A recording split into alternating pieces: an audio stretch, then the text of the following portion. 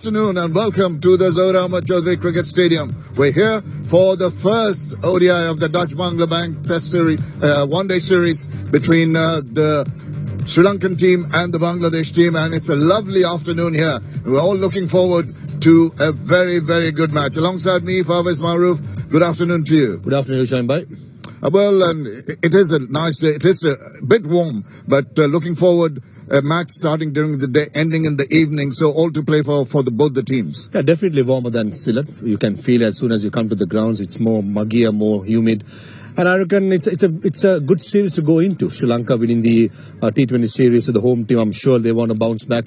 And they love, when I say they, Bangladesh love playing in Chattogram, so they'll be looking forward to get out there and show who's the bosses.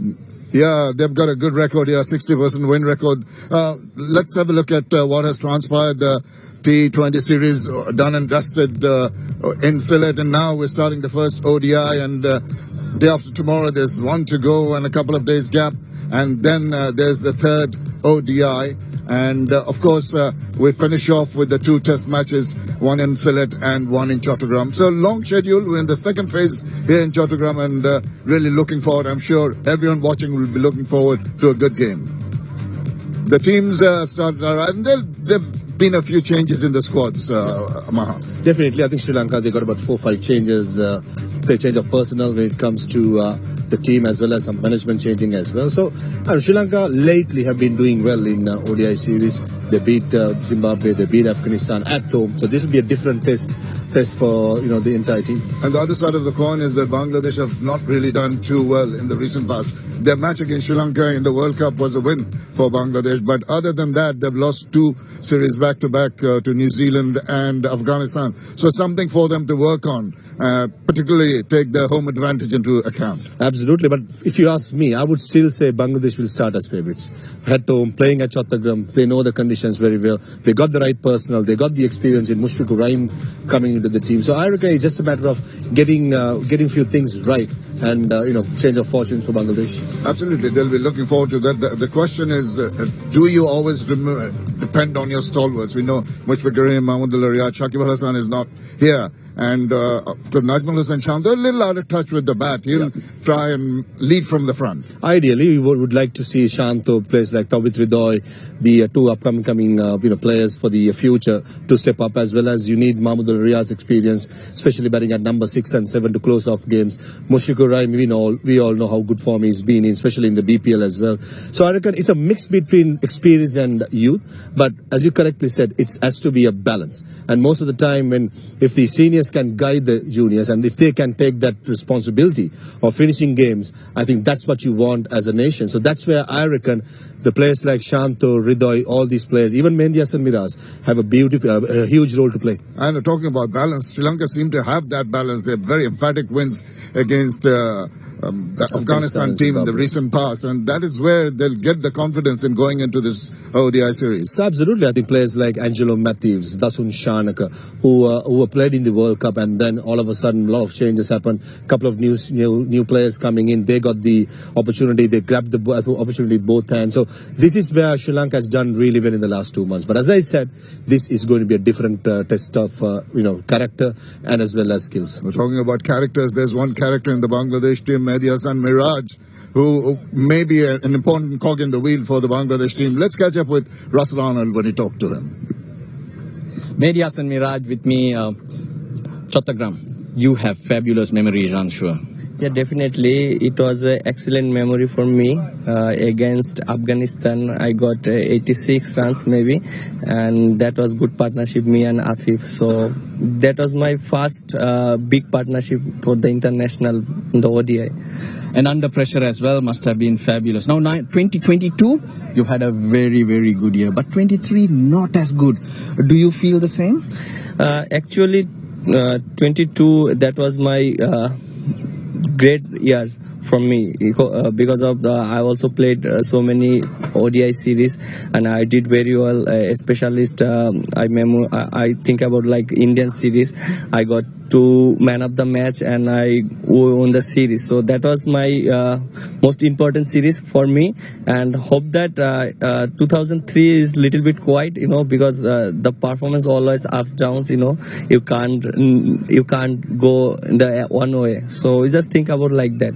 Okay, come back to now. Now this series very important. You didn't feature in the T20s. Looking forward, how do you feel? Yeah, definitely. It will be good game. I think so, because there are good side, and we are very excited about the ODI series, and we are good side, and I think we have a good combination, batting and bowling. So if we play well, definitely we win the series. Good luck. Thank you. He seems to be brimming with confidence. A lot to look forward to. Very important player in the team. He's the all-rounder, but probably at number 7 and bowls his 10 overs. I think this is a huge series for Mendis and Miraz as an all-rounder. Well, a person who is going to be an important player for the Sri Lankan team is, of course, the mystery bowler Mahesh Theekshana. Raslan busy again, caught up with him short while earlier. One of Sri Lanka's stars are here with me. It's Mahesh Theekshana. How's the tour been so far? Series winning the T20s as well.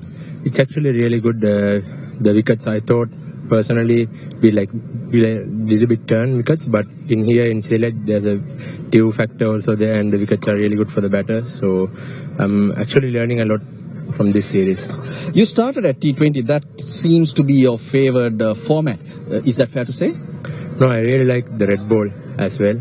I really love to play it, but I didn't had a good better chance to play in first classes in Sri Lanka in domestics as well, because I'm playing a lot of leagues and I'm focusing on the white ball. So I really like to play red ball as well, but I think it's not the right time for me, and till I played 2 test matches, but I think still I have to learn more on that surface. Coming to the ODIs, the pitches are looking green as well. So how much more of a challenge is it, and what do you need to do different from the T20s?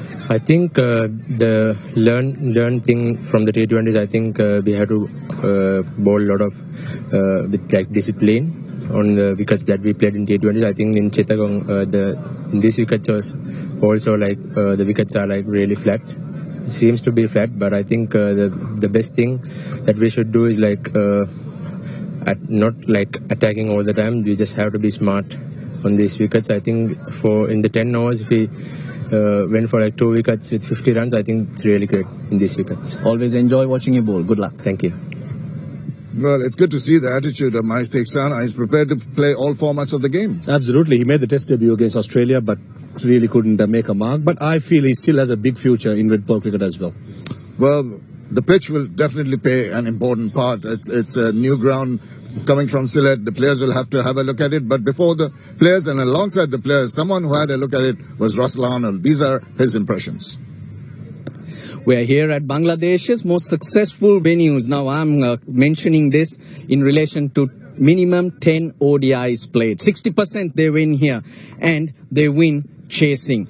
But we can't look too much into history because the pitch is a lot different. Very similar to what we experienced in the T20 Internationals. It looks very, very green. Greener than what we had in Sylhet. But it's only 2.5 mil the covering. It's not as thick as what we found for the T20s. But it's hard. And on the drier side. So what that tells me is there'll be pace, there'll be bounce. We're talking again in relative to subcontinent conditions, but it'll be quicker. The bounce will be quicker because there's less grass. Looking at it as it's on the drier side, and also another thing to consider, there's a strong breeze blowing across the ground. So the groundsman tells me he doesn't expect too much dew. That's the indication, and those are the cues the teams will be looking for. I would be tempted to bat first on this, win the toss, get yourself close to 275, 280, stay in the game. Because of the dryness I mentioned, I feel that good spinners will get some grip as the game goes on. It's all about scoreboard pressure.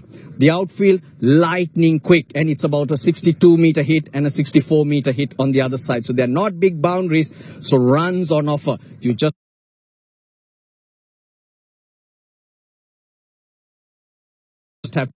have to ride the bounce and play yourself into it. But remember, for me, it's a bat first pitch. Well,